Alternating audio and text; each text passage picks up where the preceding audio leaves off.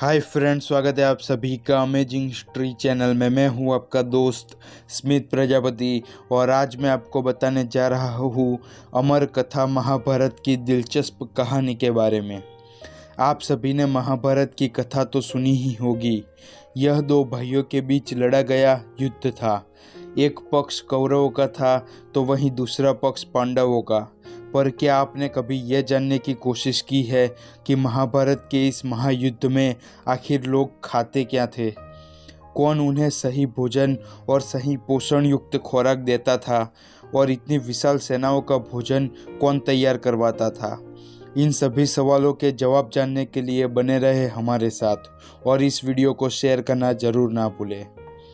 महाभारत का युद्ध इस ब्रह्मांड का सबसे बड़ा और पहला विश्व युद्ध माना जाता है। अब हम सबके दिमाग में यह सवाल आता है कि इतनी विशाल सेना के भोजन की व्यवस्था कौन करता था और युद्ध के वक्त भोजन कैसे और कौन बनाता होगा।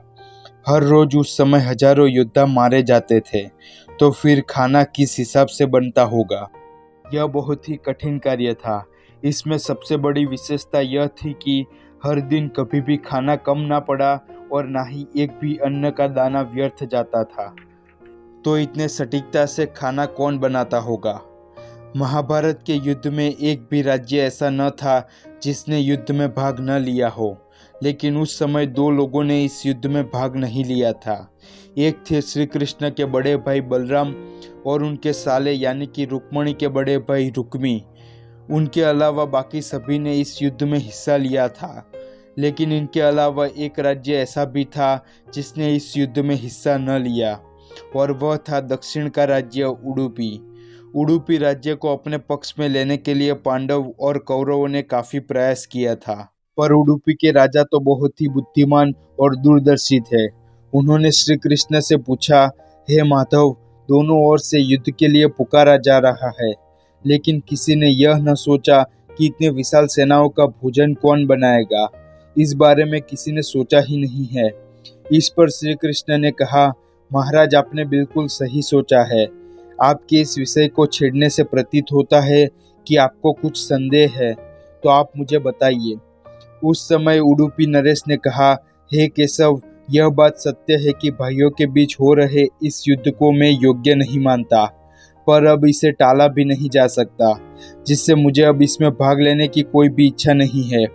इसलिए मैं अपनी पूरी सेना के साथ यहाँ उपस्थित समस्त सेनाओं का भोजन तैयार करना चाहता हूँ। इस पर श्री कृष्ण ने कहा, महाराज, आपका विचार एकदम उत्तम है। यहाँ लगभग 50 लाख योद्धा भाग लेंगे।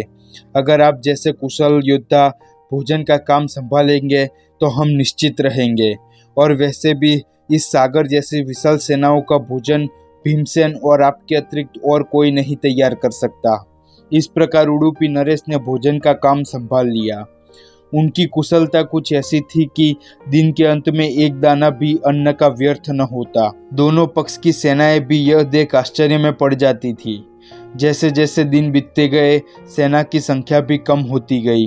तब सब यह देख आश्चर्य में पड़ जाते कि हर दिन के अंत में उडुपी नरेश उतने ही योद्धाओं का भोजन बनवाते जितने वास्तव में उपस्थित रहते थे। सबको समझ नहीं आ रहा था कि वह कैसे समझ जाते कि आज कितने योद्धा वीर गति को प्राप्त होंगे, जिससे उसके आधार पर वह भोजन तैयार करवाते थे।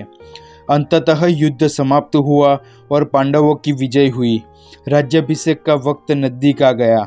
तब युधिष्ठिर से रहा न गया और वह उडुपी नरेश के पास पहुंचे और कहा, हे महाराज, समस्त राज्य के राजा आज हमारी प्रशंसा कर रहे हैं कि इतनी तीव्र सेना के बावजूद हमने भीष्म पितामह, गुरु द्रोण और ज्येष्ठ भ्राता कर्ण की अध्यक्षता वाली सेना को परास्त कैसे कर दिया।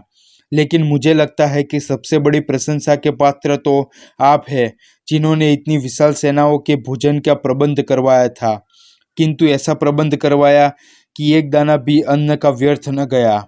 मैं आपकी इस कुशलता का रहस्य जानना चाहता हूँ।